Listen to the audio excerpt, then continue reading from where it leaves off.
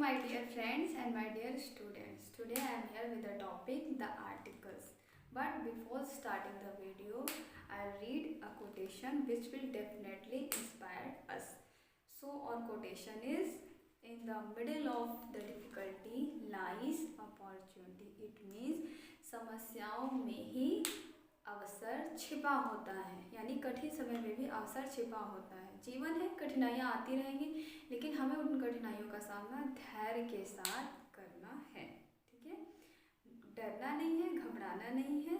समय के साथ सब कुछ सही हो जाता है, बस आप धैर्य रखिए और अपना काम करते रहिए। ठीक है, चलिए अब हम आते हैं अपने टॉपिक पर।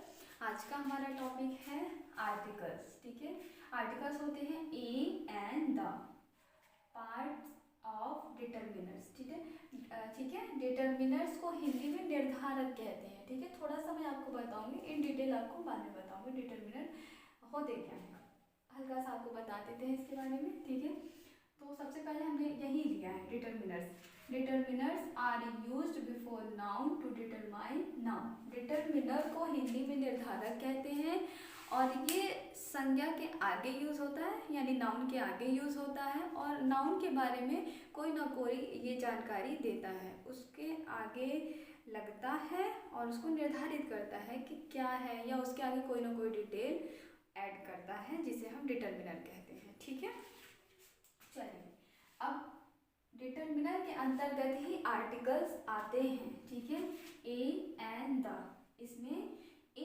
एंड को हम इंडेफिनिट आर्टिकल कहते हैं और द को हम डेफिनिट आर्टिकल कहते हैं।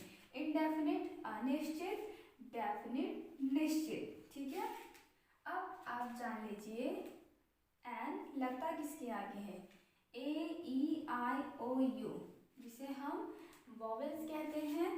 और ऐसे वर्ड जिसको बोलने में वॉवेल साउंड आता है, उसके आगे हम एन का यूज़ करते हैं। ठीक है, देखिए जैसे एन ऑनेस्ट मैन। अब देखिए यहाँ पर ए ई आई ओ यू, इनमें से कुछ भी नहीं है, एच है। ठीक है, लेकिन फिर भी हम क्या इसमें लगा रहे हैं, एन, क्योंकि बोलने पर वॉवेल साउंड आ रहा है, वॉवेल ऑनेस्ट। ठीक है, an honest man, an are.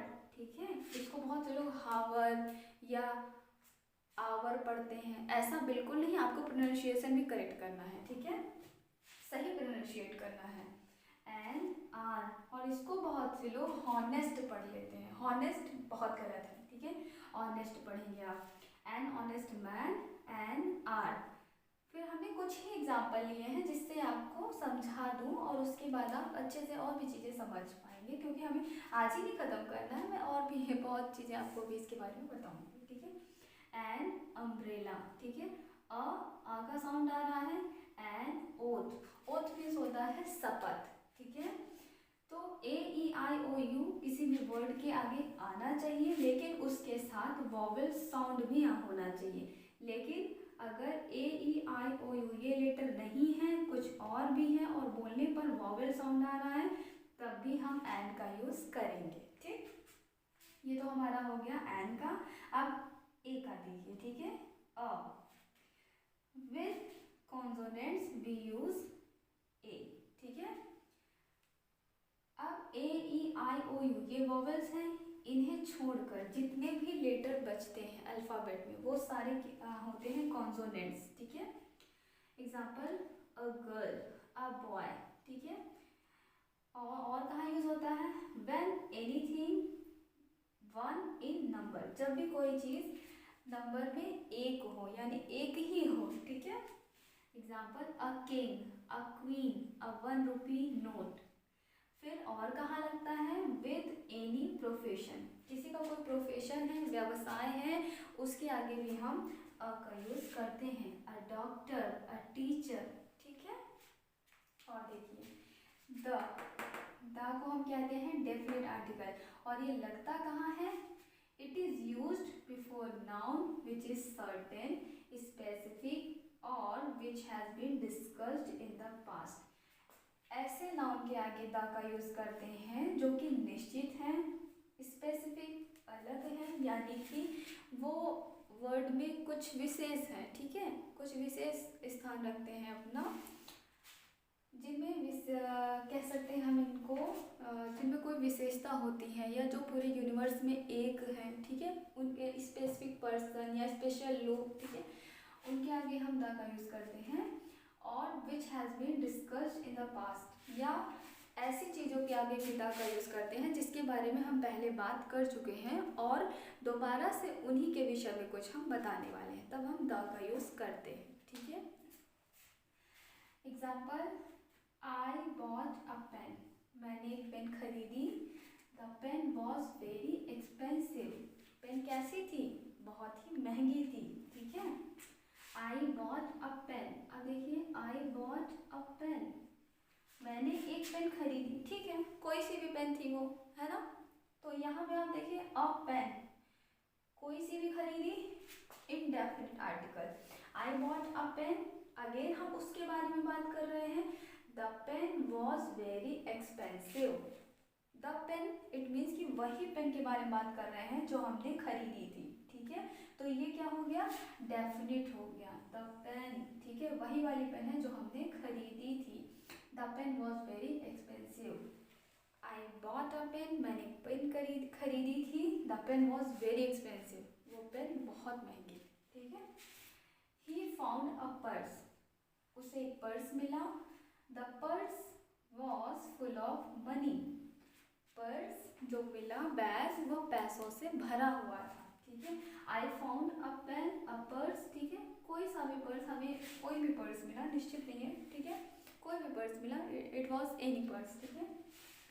The purse was full of money, again, और वो जो बैग था वो पैसों से भरा हुआ था। अब हमने यूज़ किया द पर्स, ये पर्स कौन सा है, यही वाला है, ठीक है। The purse was full of money, जैसे हम द पर्स बोलेंगे सामने वाला तुरंत समझ जाएगा कि हाँ ये उसी पर्स की बात कर रहा है जो उसको मिला था, ठीक है। तब ये क्या हो गया, डेफिनेट हो गया, निश्चित हो गया कि हाँ ये वही पर्स थी जो मिली थी, ठीक है। तब हम उसके आगे डेफिनेट आर्टिकल का यूज़ करते हैं। I know the girl who came here, I know the girl, ठीक है, मैं इस लड़की को जानता हूँ या जानती हूँ। who came here, जो यहाँ आई थी, ठीक। the girl, डेफिनेट, जो आई थी, है ना, डेफिनेट हो गई, उसे जानता हूँ या जानती हूँ। I know the girl who had helped me, मैं उस लड़की को जानता हूँ जिसने मेरी मदद की थी, ठीक है। अब उसकी क्या हुआ, पहले से जानकारी है ना, किसी ने मदद की थी उसकी, और वही लड़की है जिसको मैं जानता हूँ। तो डेफिनेट का यूज़ आप वहाँ करते हैं जहाँ पर कोई स्पेशल हो, विशेष चीज़ हो, या ऐसी चीज़ें जिनके बारे में हम अभी बात कर रहे हैं लेकिन इसकी जानकारी हमें पहले से भी होती है, तो वहाँ पर द आर्टिकल का यूज़ करते हैं, ठीक है। एक और चीज़ें आप जान लीजिए, ठीक है। जैसे हम लिखते हैं सिंपल सा, अगर हम ये लिखें, ठीक है, वह लड़का है, वह लड़का है, ठीक। तो इसका ट्रांसलेशन हम क्या कर सकते हैं, he is boy, he is boy. क्या गलत है भाई इसमें, सही है, सही है। और हम मैं लिखूं ही इज अ बॉय, अब ये सही होगा कि ये सही होगा, आप सोच रहे होंगे वह लड़का ही इज बॉय, इसमें तो ये पूरा अर्थ आ गया, लेकिन नहीं, ये गलत है। ही इज अ बॉय, ये सही है, ठीक है। इसका मतलब वह लड़का है या वह एक लड़का है, चाहे सेंटेंस में आपके हिंदी में एक लिखा हो या ना लिखा हो, हमें अ या एन का यूज़ करना ही करना है, ठीक है। जैसे यह एक छाता है तो दिस इज एन अम्ब्रेला, ठीक है, या यह छाता है तब पर भी हम बोलेंगे दिस इज एन अम्ब्रेला, ठीक है। तो यहाँ पर जो इनडेफिनिट आर्टिकल का यूज़ हुआ है, क्यों, वह लड़का है, कोई सा भी लड़का है, हमें कंफर्म नहीं है, इसलिए हम यहाँ पर आ का यूज़ करते हैं, ठीक है।